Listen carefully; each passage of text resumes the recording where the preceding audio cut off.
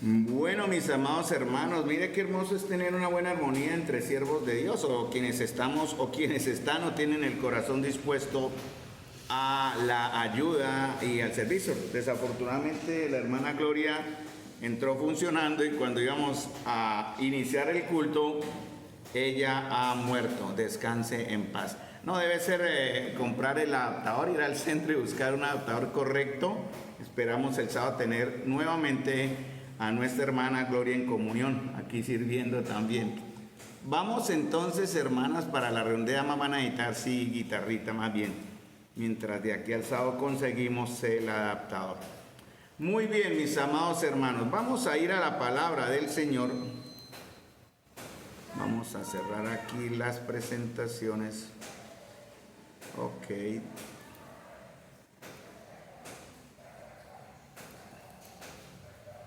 Con paciencia, con amor, con ternura y en español, como dice. Ahora sí, la última me queda.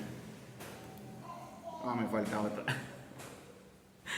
Es que Francisquito no la cerraba, entonces ahí están aún en presentación. Regálenme un segundito.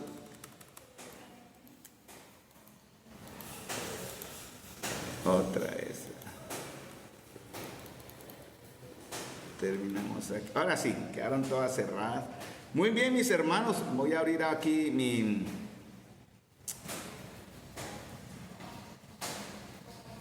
Voy a abrir aquí que ya no me aparece. Ay, mi Dios, ¿dónde está mi? Cuando las cosas, como la ley de Murphy, ¿no? Cuando las cosas tienen que pasar, pasan. Regálame medio segundo porque aquí, por alguna razón, menos mal que tengo mis notas aquí. Muy bien, listo. Las tengo en archivo. Muy bien, hermanos, vamos a la escritura, vamos a la palabra del Señor, mis amados. Esa es la idea. Vamos hoy a seguir en nuestro caminar, en nuestro crecimiento, hermanos amados, como iglesia. Y también en el seguimiento de lo que es la palabra y lo que nos está enseñando la palabra de Dios. Vamos a Efesios capítulo 4.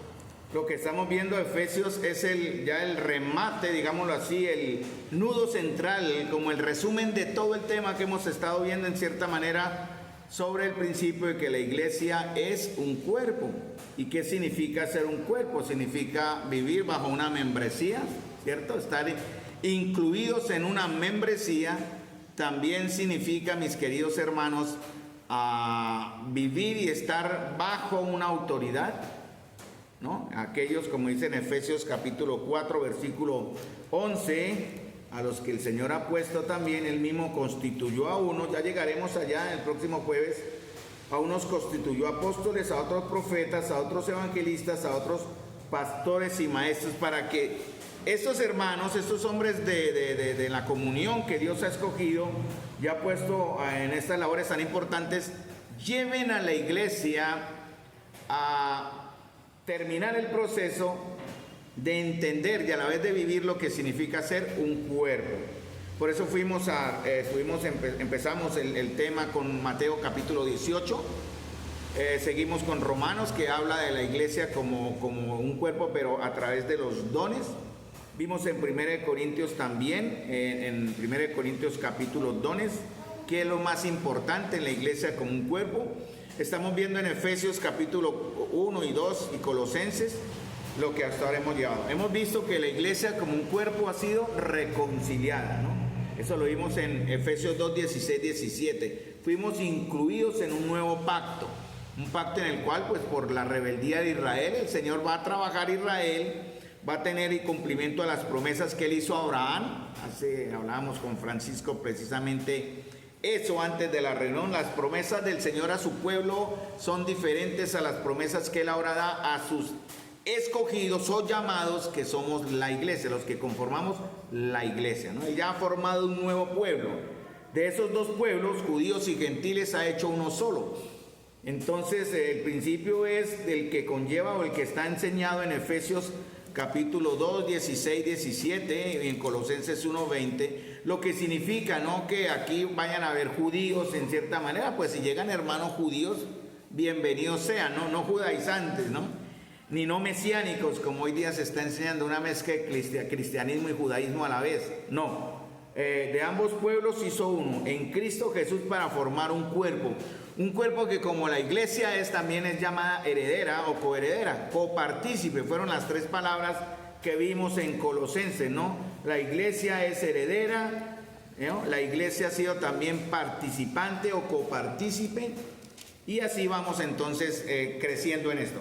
Ahora, lo que estamos viendo en Efesios 4:1, para terminar en el verso 16, hermanos, vamos a Efesios, ya les dije que estamos en Efesios 4, bueno, y en Efesios 4 vimos los jueves anteriores, la iglesia ha sido llamada a la unidad, ¿no? La iglesia del Señor como un cuerpo debe mostrar, debe vivir, debe crecer en la unidad, ¿no? Y tiene que ver con lo que Efesios 4:1 nos viene enseñando. Eso ya lo vimos el jueves anterior, pero hago un rápido resumen, ¿no? Que tiene que ver con el señorío de Cristo en Efesios 4:1, que dice Pablo: yo pues preso en el Señor. El curios, que habla aquí para la escritura, ¿no?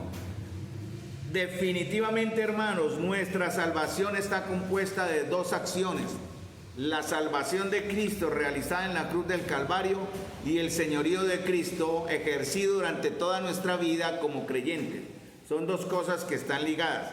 Hoy en día, desafortunadamente, muchos cristianos mal enseñados solo viven, entre comillas, su salvación en Cristo, pero no quieren vivir en su manera práctica el señorío de Cristo. Cristo Señor en todo. Y eso lo vimos en Colosenses capítulo 1, versículo 15 al 25, y en Colosenses capítulo 2, versículo 9 en adelante, ¿no? Vosotros estáis completos en él. Entonces la iglesia y los creyentes en la iglesia, para mostrar una unidad perfecta, hermanos, que es bíblico y que se debe a practicar, se debe ejercitar, tenemos que mirar y conllevar cómo son nuestros esfuerzos para mostrar unidad. Por ejemplo, en Efesios capítulo 4, que es lo que vamos a ver hoy, si nos permite el tiempo, porque con la situación del Gloria nos demoramos un poquito. Dice: solícitos en guardar, verso 3 de Efesios 4, solícitos en guardar la unidad del Espíritu en el vínculo de la paz. Vamos a ver si llegamos ahí, porque vamos a ver algunos principios que ya están mostrados a través del verso 2 de Efesios 4. ¿Por qué comencé en Efesios 4? Porque es el contexto de lo que nos va a llevar a Efesios 4:11 al 16, donde la iglesia va entonces a aprender, vamos a conocer, vamos a entender. Ya conocemos el concepto doctrinal en nuestra mente, de la plenitud de aquel que todo lo llena en todo, pero ahora lo vamos a ver de una manera más práctica. Efesios muestra a la iglesia ideal de manera práctica, ¿no? Vamos a empezar el domingo con el estudio a la carta de Primera de Tesalonicenses, que va a mostrar a la iglesia ideal de una manera práctica, pero ya vivencial. Efesios lo muestra de manera doctrinal, de conocer la doctrina, entender la doctrina, pero Tesalónica nos muestra cómo vivir esa doctrina. Ahí es donde vamos a llegar, ¿no? La iglesia a los tesalonicenses. Buena carta que Pablo le envía a una asamblea de hermanos joven, una asamblea joven, pero que en menos de un año dio frutos que a nosotros, si nos comparamos con ellos, debería darnos vergüenza, en cierta manera, obviamente. No estar al nivel de una iglesia tan sencilla y pobre, porque no eran ricos, en realidad tan ricos como otros grupos de ese entonces en la fe, pero aún así entregados al Señor. Entonces, el señorío de Cristo, Efesios 4:1, también dice: os ruego que andéis. Esa fue la otra palabra, ¿no? El verbo, ¿no? Verbo andar, como es digno de la vocación con que fuimos llamados. Eso tiene que ver también con nuestro andar diario. ¿Cómo es nuestra vida? ¿Cómo fue nuestra vida hoy? ¿Cómo nos fue? De pronto no tenemos las cosas que queremos en nuestra carne, en nuestra humanidad, que son respetables, y el Señor va a permitir y va a traer a nuestra vida y circunstancias que nos van a probar en la fe, nos van a templar la fe, y hay que aceptarlas con gozo, enfrentando las consecuencias de esa prueba en nuestra vida, porque los resultados van a ser maravillosos. Por eso en Efesios 4:2 dice: con toda humildad y mansedumbre, que es el que vamos a ver a continuación, tiene que ver con este aspecto que está en el verso 1, terminando el verso 1, dice: os ruego que andéis como es digno de la vocación con que fuisteis llamados. En verso 4 de Efesios vuelve a repetir casi la misma frase: en un cuerpo y un espíritu, como fuisteis también llamados en una misma esperanza de vuestra vocación. Entonces el Señor nos ha apartado para algo. ¿Ustedes entienden el privilegio, hermanos, de que esto significa? Ojalá podamos entender el honor que tenemos ante la creación, en cierta forma, digámoslo así, y el honor para nosotros mismos de que Dios me haya tenido en cuenta. Dios me haya llamado a mí, a usted y a toda la iglesia aquí reunida para algo. Por eso Pablo dice: le ruego, o es el Señor quien habla por boca de Pablo, yo le ruego que anden como es digno de la vocación con que yo los llamé. Me atrevo a cambiar la frase porque es el Señor quien habla, ¿no? ¿Y cómo vamos a andar? ¿Cómo es el andar de que Pablo y el Señor quieren? Vamos a verlo a partir del verso 2. Entonces, en 2 Timoteo 1:9, leo el texto, habla de un llamamiento del creyente que acabé de mencionar. Dice en 2 Timoteo 1:9, dice exactamente la escritura: quien nos salvó y llamó con llamamiento santo, no conforme a nuestras obras, sino según el propósito suyo y la gracia que nos fue dada en Cristo Jesús antes de los tiempos de los siglos. ¿Listo? Estamos ahí, ¿no, hermano? Vamos a comenzar entonces y vamos a orar respecto a esto para que el Señor nos ayude a entender. Lo que dije anteriormente fue el resumen de lo que vimos los jueves anteriores. Yo ruego, es mi oración, realmente el Señor me ha inquietado a orar, no solamente por mí. Yo soy responsable por mí. Para mí es un gusto estar ante ustedes en esta noche. Es una responsabilidad que tomo con agrado, pero con responsabilidad. Sin embargo, el llamado o la razón de mi oración es que el Señor abre el corazón, no solamente el mío, sino de nosotros como iglesia, para que podamos entender, no solamente entender, sino vivir de manera práctica estas verdades que a continuación empezaremos a recordar, porque ya se nos han sido enseñadas, pero se han olvidado o no han sido enseñadas tan directamente, de una manera que confronte nuestra vida. Que nuestros corazones sean abiertos como de aquella mujer en Filipos, cuyo corazón fue abierto por el Señor, ¿no? Lidia. Entonces oremos por eso. Es una oración de iglesia.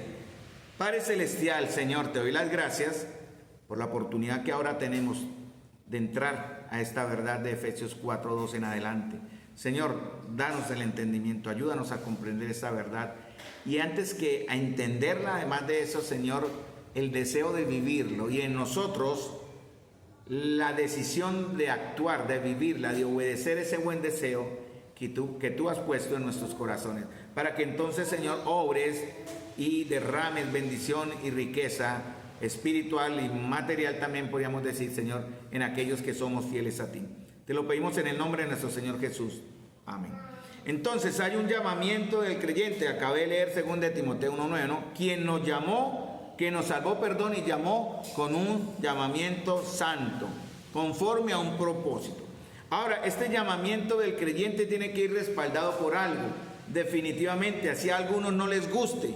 A muchos cristianos que he conocido no les gusta. En mi caso personal, por años, no me gustó que me exigieran, que me pidieran o que esperaran otros que yo andara conforme a lo que yo decía que era, ¿no? Para mí era muy fácil dividir mi fe personal y mi testimonio personal, ¿cierto?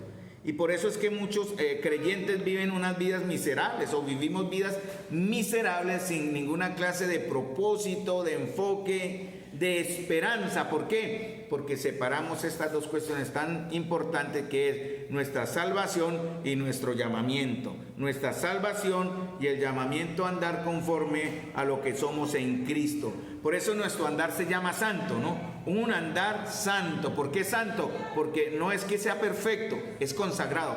La palabra santidad tiene que ver con estos dos aspectos, ¿no? Santo es que no peca, que es perfecto. Posicionalmente lo somos, amén. Posicionalmente lo somos, pero condicionalmente nuestro andar va a estar fluctuando de acuerdo a circunstancias y de acuerdo a nuestra madurez. Cómo vamos creciendo de niños a jóvenes, de jóvenes a ya adultos en la fe. Entonces, por eso nuestro andar debe ser consagrado. La palabra santo significa consagrado. Me consagro a ti, Señor. Entonces, miren lo que dice 1 Tesalonicenses 4:1, ¿no?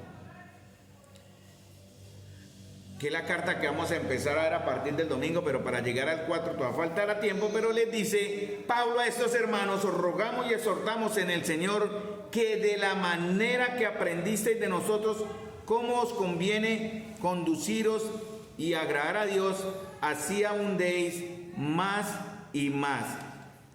¿Cierto? Voy a buscar primera porque creo que la cita no es la correcta. Vamos a confirmar solamente para confirmar. Sí, porque es que esta frase se repite al principio de la carta, por eso en cierta manera acabo de confundirme. Eso está más adelantico también en la carta. Bien, que está en el capítulo 1, verso 6 más o menos. Entonces, hermanos, mire lo que dice el Señor, nos dice a nosotros, ¿cierto? Pongamos nuestro nombre ahí. Le ruego, Carlos, le exhorto, iglesia, hablando de Tesalonicenses 4:1, que en la manera que aprendiste de nosotros, en ese caso, quienes llevaron el evangelio, cómo os conviene, o sea, es bueno servir, por aquí cantamos un himno, ¿no? Es bueno servir al Señor, es bueno obedecer al Señor, es bueno conducirnos y agradar a Dios, porque hermanos, si no andamos como Él quiere, lo desagradamos, y si lo desagradamos, van a haber resultados, porque el Señor al que ama, disciplina, y azota a todo aquel que recibe por hijo. Entonces, si usted es hijo de Dios, aténgase a la disciplina o atengámonos a la disciplina y corrección de Dios si no le agradamos. Así es sencillo. ¿Y qué espera el Señor? Que abundemos más y más. No solamente hasta cierto nivel, sino más allá de lo que el Señor espera de nosotros. Muy bien. 1 Corintios 3, 1 al 4. De manera que yo, hermanos, no pude hablaros como a espirituales, sino como a carnales, como a niños en Cristo. Iglesia, ¿cuál es nuestra madurez? Si fuera como iglesia, en una totalidad, ¿qué seríamos? ¿Niños? ¿O seríamos jóvenes? ¿O seríamos adultos? Viejos no somos, aún nos falta mucho, creo, para llegar a ese estado de madurez grande. Pero ¿en qué nivel estamos? ¿Niños? ¿Jóvenes? ¿O adultos? Como dice en 1 Juan, cuando él escribe, Juan escribe y dice: os escribo a vosotros, ¿cierto? Dice en 1 Juan, cuando él escribe a algunos: y os escribo a vosotros hijitos, os escribo a vosotros padres, os escribo a vosotros jóvenes, y hay una diferencia en grado de madurez de estos hermanos. Nuestro andar, recuerden, en nuestra condición debe estar de acuerdo a nuestra posición. Lo ideal es que estén nivelados, ¿no? Consagrados, apartados, santos, nuestro andar consagrado, apartados. Desafortunadamente no es así, pero eso no significa que lo tomemos como excusa, hermanos, para acomodarnos y simplemente decir: soy así, no paso más allá, no voy a dar más acá. Eso ya es responsabilidad suya. Eso está en 1 Corintios 4. Cada uno mire cómo sobreedifica. Pero, amado hermano, de su actitud de corazón Dios juzgará. De nuestra actitud de corazón Dios nos juzgará. Porque Él pone en nosotros el querer, el buen querer, el buen hacer. No hacerlo es pecado. Romanos dice: el que sabe hacer lo bueno y no lo hace, es pecado. ¿Y qué es lo bueno? Hacer la voluntad de Dios, que es buena, agradable y perfecta. Ahora, ¿cuáles son las características de una condición y una posición equilibrada? Entonces, Efesios capítulo 4, versículo 2. Entonces, miren lo que dice Pablo: ruego que andéis como es digno de la vocación con que fuiste llamados con. Eso quiere decir que va a la par, no en, no por, no a causa de eso, porque tiene que ver con una reacción, una acción personal, una obediencia personal. Con quiere decir que va a la par toda humildad y mansedumbre, dice. ¿Qué es la humildad? ¿Dónde comienza la humildad? Si yo les preguntara a los hermanos allá en Zoom, que pueden abrir un micrófono y decir rápidamente: ¿dónde comienza la humildad? Para los que están aquí, en el corazón, ¿no? Yo decido, es mi decisión, porque la humildad tiene que ver con esa de entender una superioridad o alguien por encima, en cierta manera, que es lo que el término de la palabra dice, ¿no? La humildad es aquel que se rebaja voluntariamente, es tener humildad de mente.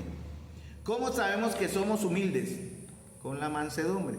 La mansedumbre es el efecto visible de la humildad.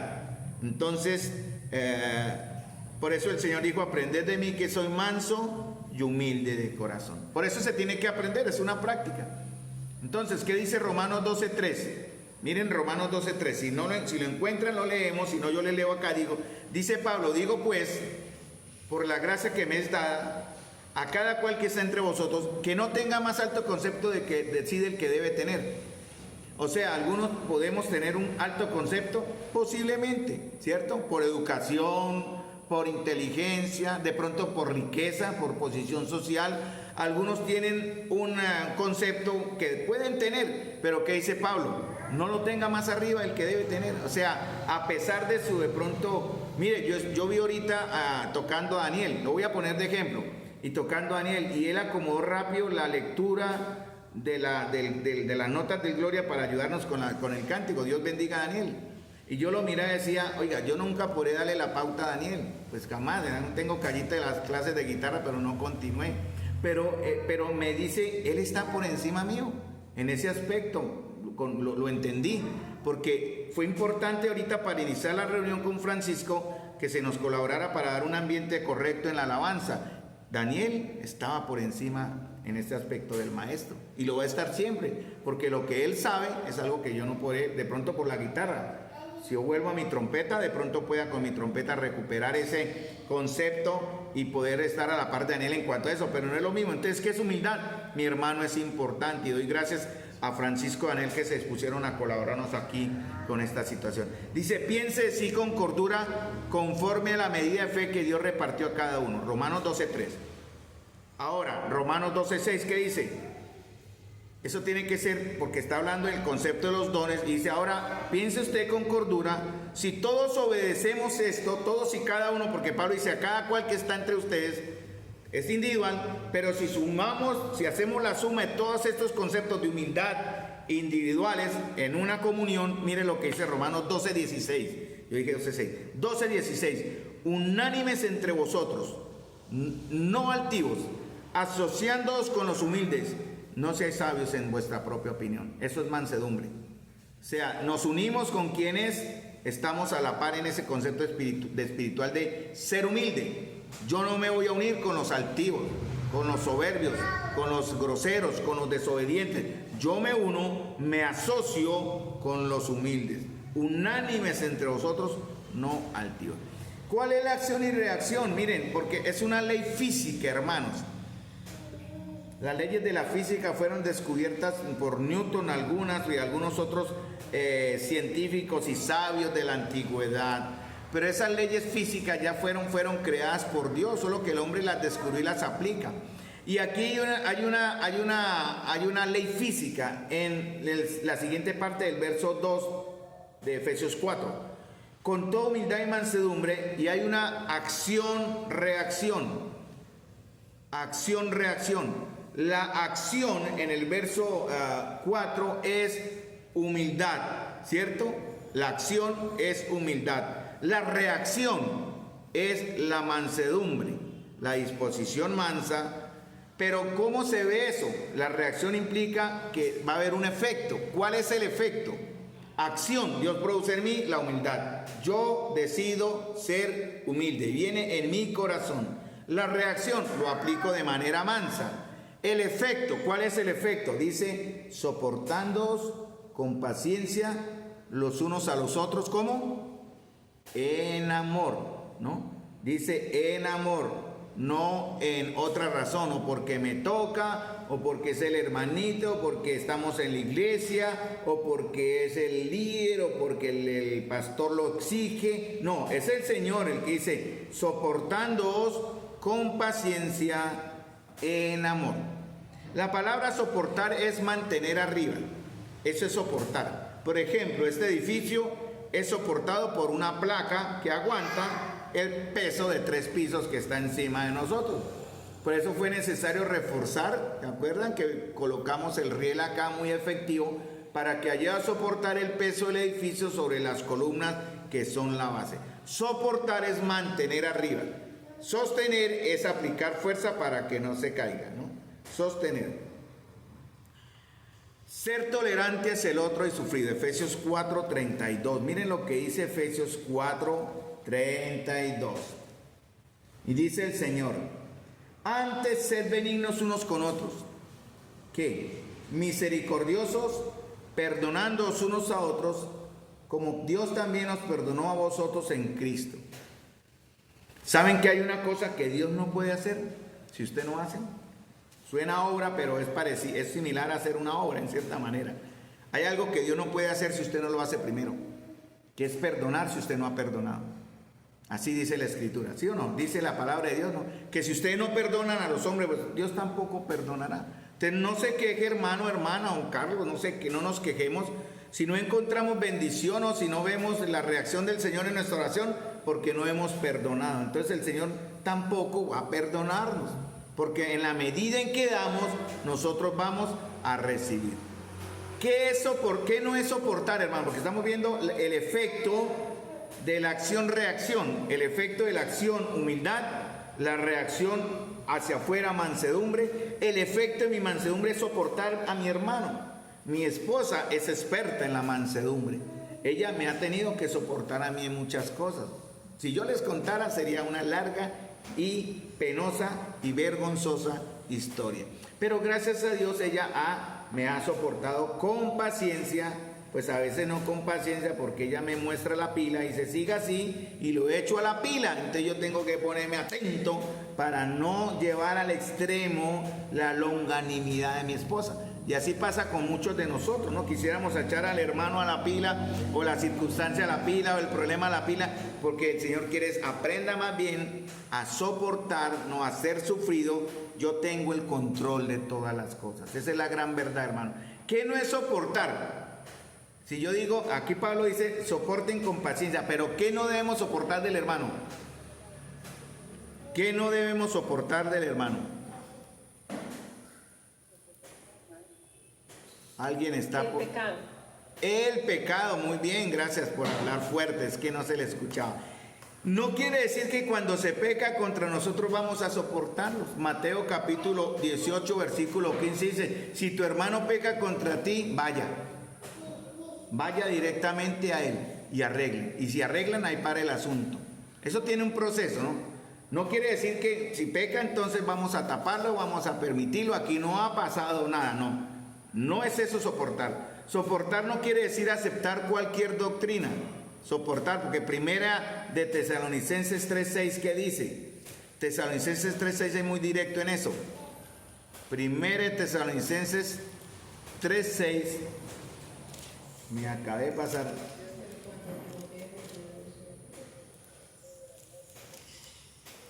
Muy bien, espere que aquí hay un hermano que está por ahí con un microbio abierto. Bueno, listo. Primera de Tesalonicenses 3:6, dije. 3:6, ok, dice, uy Jesús, espera a ver si, reviso. Segunda, uy perdón hermano, es que como hay alguien hablando ahí en el trasfondo me pone nervioso. Segunda de Tesalonicenses 3:6, ahora sí. Pero ordenamos hermanos en el nombre de nuestro Señor Jesucristo. Miren un efecto tan drástico. Es duro, pero hay que hacerlo.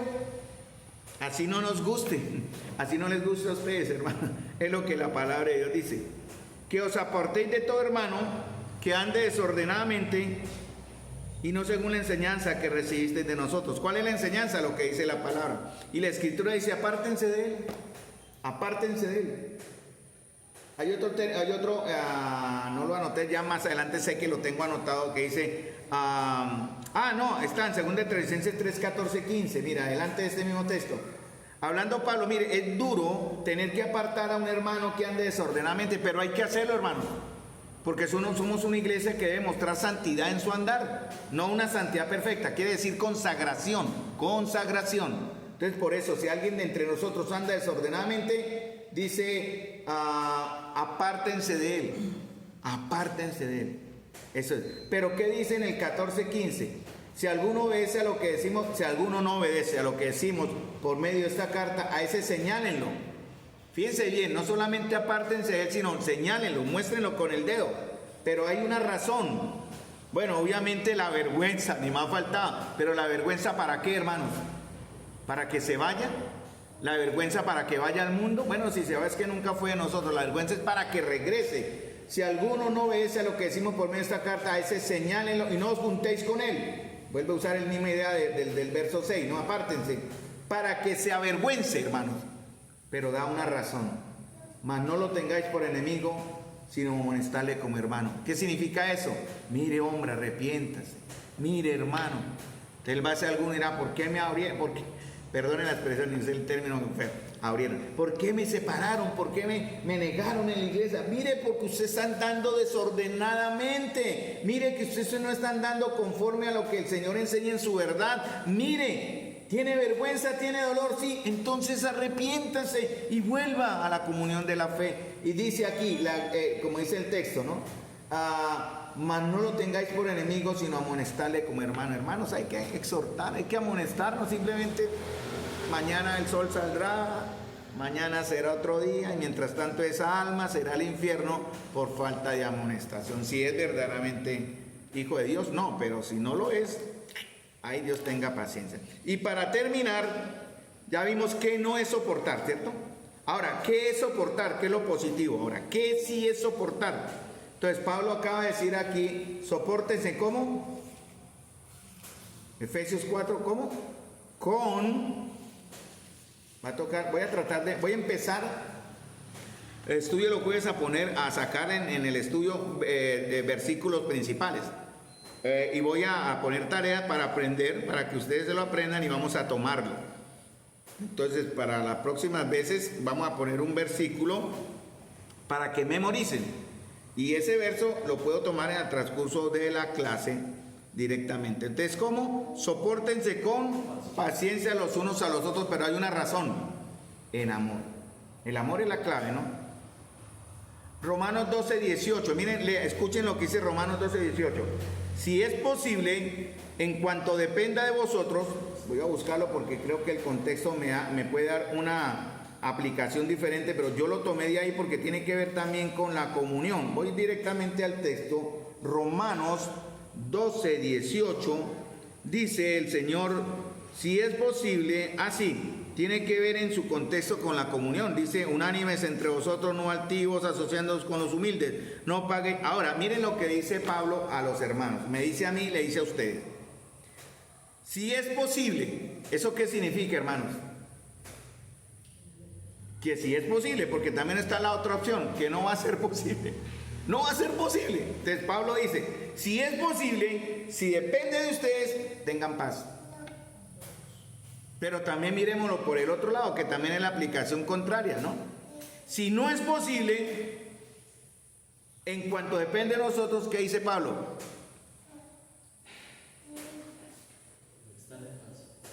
No, porque no es posible. Pero ¿qué dice? Si es posible, hay que tener paz. Esa es la parte. Ahora, lo contrario. Si no es posible tener paz, ¿qué dice? Porque estamos hablando de la comunión, ¿no? ¿Qué dice? Sopórtese. El amor. ¿Sí entienden el ejemplo? El escritor está diciendo, sopórtense con paciencia unos a otros. En lo posible debo tener paz con mi hermano. Pero no es posible, es un hermano conflictivo, carnal. Ahorita en Romanos también lo habla, más adelante tengo el texto de aquellos de no juzgue a su hermano, que si él come carne y el otro guarda un día, y que eso Pablo también lo dice, que tiene que ver con la tolerancia hacia aquellos que son débiles en la fe. Mi hermano que no quiere tener paz, ¿quién es? ¿Muy maduro? ¿Es muy espiritual? No, es un niño, y a los niños hay que tenerles paciencia. Yo no estoy llamado a corregirle, a menos que sea un pecado directo y confrontador con la Escritura. Quien lo trata es el Señor. Pero entonces, aplicando, si es posible, en cuanto dependa de nosotros, tengamos paz. Pero si no es posible, tengan paciencia. ¿Y qué tenemos que hacer? Aparte de tener paciencia. Y creo que ese mismo Romanos 12, 8 lo dice. Ah, sí, adelante lo dice. Usted tiene un hermano que lo rasca. Yo digo, usted termina a decir que es fregado con usted. Y usted trata de, hermano, Dios le bendiga. Usted sabe que usted lo abraza y por tanto usted quiere darle la puñalada a la otra persona, pero téngale paciencia. ¿Pero qué dice? ¿Cómo me lo voy a ganar?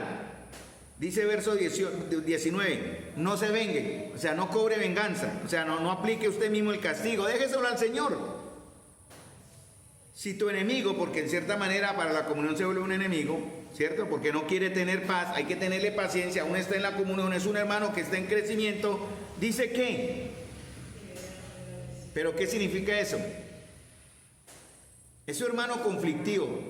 Usted sabe que si va con... Yo he conocido hermanos que me han tratado así cuando en la 26, pero ¿qué me enseña la escritura? Sopórtelo, ¿cierto? Porque no es posible tener paz con él mientras madura, ¿no? Mientras crece, mientras el Señor lo trabaja, porque el Señor que lo trabaja. Pero también dice algo muy bonito en el verso 20-21 para terminar. O lean el 20, el 20 vamos a interpretar la correcta interpretación. No seas vencido de lo malo, sino vence con el bien el mal. ¿Qué dice el verso 19? Hágale bien a su hermano, avergüéncelo. Avergüéncelo, y no lo va a hacer usted para apenarlo a él por decisión suya. Es el Señor el que lo va a avergonzar porque él tiene el Espíritu Santo también. Solo que es un hermano conflictivo, es un hermano niño, es un hermano que no quiere estar en paz con nosotros. Hay que soportarlo hasta cierto punto, porque obviamente ya se puede pasar a la raya del pecado, ¿no? Pero dice el Señor, entonces, si él tiene una necesidad, dale comer. Si tiene una necesidad, tiene sed, dale beber. Pues haciendo esto, dice, ascuas de fuego amontonará sobre su cabeza. ¿Qué significa eso? Lo avergonzará. Y él tendrá que entender, sí, miren, yo teniendo pelea con mi hermano y él me hace el bien. Y a veces pecamos grave en esto, hermanos. Tenemos diferencias entre nosotros. ¿Y qué hacemos? O sea, llego a la comunidad y si él o ella van por este lado, yo voy por este otro. No, hermano, no es así. La iglesia se vive en dos naves prácticamente, ¿no? Pero en el descanso, no, mi hermano conflictivo, el que no tiene más viene por acá, yo me devuelvo. Más bien me hago por acá, no lo saludo. No, hermanos. Vaya, salúdelo, abrácelo y con corazón sincero, ¿no? Hágale el bien cada vez que pueda, muéstrele el amor de Cristo. Soportar, eso es soportar. Miren, 1 Pedro dice, hablando de este concepto, dice, criados, estad sujetos con todo respeto a vuestros amos. Francisco tiene experiencia en esto, él nos ha contado casos. Dice, criado, Francisco, esté sujeto, no porque él sea irrespetuoso, quiero aclararlo, ¿no? Para que no me van a mentir, sino que aquí se aplica la reacción, la acción, humildad, la reacción, mansedumbre, el efecto de él soportar Francisco en el trabajo. Dice, Francisco, Carlos, esté sujeto con todo respeto a vuestros amos, no solamente a los buenos y afables que tienen, sino también a los difíciles de soportar. Entonces, yo como creyente, si mi jefe no es creyente, estoy yo por encima de él a millones. Pero por el concepto de autoridad y de verdad, que él es mi patrón, digámoslo así, estoy llamado a honrarle y respetar. Entonces, sopórtelo con amor al que es difícil de soportar. Aquí está el verso de Romanos 15, ahí sí vamos a llegar también, pero eso es en otro tema. Así que los que somos fuertes, porque al usted mostrar esa paciencia de soportar, cuando mostramos, ¿qué estamos demostrando? Mucha palabra repetida y no para una rima. ¿Sí? Cuando soportamos a un hermano, ¿cierto? ¿Qué estamos mostrando? ¿Qué somos? Según Romanos 15.1, ¿qué? Busquen Romanos 15.1. Busquen Romanos. Para eso es el texto, ¿no? No adivinen, sino estoy basado en que la escritura a mí me habla. Entonces, así que cuando usted soporta a su hermano, ¿qué está mostrando? Fuerza, madurez, fuerza. Porque el hecho de que usted aplique la longanimidad, la paciencia en amor, le está mostrando que usted es más fuerte de aquel que no quiere estar en paz con usted, obviamente, que es el guerrero, el que está ahí como una espina al costado, que hablamos con Francisco de Ismael y de Abraham, del pueblo judío. ¿Y qué pasó ahí? ¿Por qué? Bueno, ellos son ahora espinas al costado de Israel. Nosotros tendremos, o tal vez en algún momento también fuimos nosotros espinas en el costado de algunos hermanos. Pero mire, así que los que somos fuertes debemos soportar la flaqueza de ¿quién? De los débiles. De los débiles. ¿Cómo? De los débiles. Entonces, y no agradarnos a nosotros mismos. Porque cuando eso sucede, simplemente es para decirme a mí mismo, gané. Yo gané. Yo tenía razón. Eso nos pasa, ¿no? Yo tenía razón, pero no es así. No es lo que el Señor, que no nos agrademos a nosotros mismos. Francisco iba a decir algo, me pareció, ¿no? Perdón. Entonces, si era lo que me hacía seña por ahí, no, tranquilo. Se arrepintió Francisco. Tranquilo, hermano. Dejemos ahí porque en el próximo jueves retomamos porque me falta el cómo. ¿Qué soportar? Bueno, ¿qué no debemos soportar ya? ¿A quién debemos soportar? ¿Cómo debemos soportar? Falta. Vamos a verlo el próximo jueves. ¿Cómo debemos soportar? Y tiene que ver, léanlo, texto para aprender. Escuchen, hermanos. Vamos ahora. Texto para aprender para el próximo jueves. El que me responda, yo me comprometo. Bueno, no ahorita. Vamos a dejar unos juevesitos más porque no ya los enseño mal. Se gana una chocolatina. No, chocolatina no. Por lo menos un bombón, no, una deliciosa Coca-Cola en la gaseosa, en la tienda. No, Filipenses 2, 14, 15. Texto para aprender, hermanos. Iglesia, anoten. Filipenses 2, 14, 15. Y no se extrañe, puedo preguntarle a los que estén aquí en Zoom presencialmente y no van a poder abrir la Biblia. No abra la Biblia. Apréndase Filipenses 2, 14, 15. Y a los que están en Zoom les voy a pedir, prenda su cámara, míreme a los ojos, no baje los ojos y dígame Filipenses, porque bajando los ojos obviamente es para leer, eso es trampa. O no va a ser lo correcto. Filipenses 2, 14, 15. Amén, hermanos, vamos ahí. Entonces vamos a dejar ahí. Y el próximo jueves, de pronto empezando, seguramente a la mitad o al final, tomamos el primer verso para aprender de memoria para nuestro propio crecimiento. Padre Celestial, Señor, doy gracias, amado, por esta oportunidad, Señor. Espero haber sido claro, Señor. Sé que tu palabra es poderosa, Señor, así que sé que ella estará haciendo la obra en el corazón de tu pueblo. Y ayúdanos a entender de una manera vivencial y tan convincente la verdad de lo que significa ser un cuerpo. Cómo fuimos llamados por Dios para poder vivir de esta forma y desatar, soltar, Señor, todo nuestro potencial como creyentes en el Señor y guiados por el Espíritu para la extensión de tu verdad, del Evangelio y la gloria tuya. En el nombre del Señor Jesús te pido estas cosas.